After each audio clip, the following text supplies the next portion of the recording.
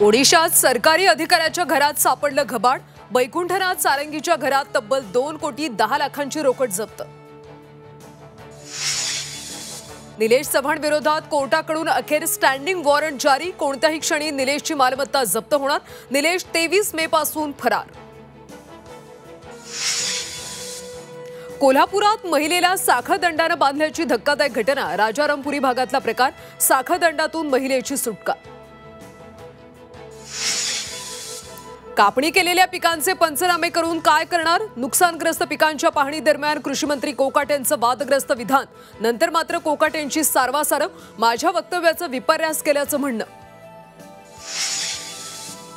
नीट PG परीक्षा एकाच शिफ्टमध्ये होणार। सुप्रीम कोर्टाचा महत्त्वाचा निर्णय। 15 जूनला होणार परीक्षा।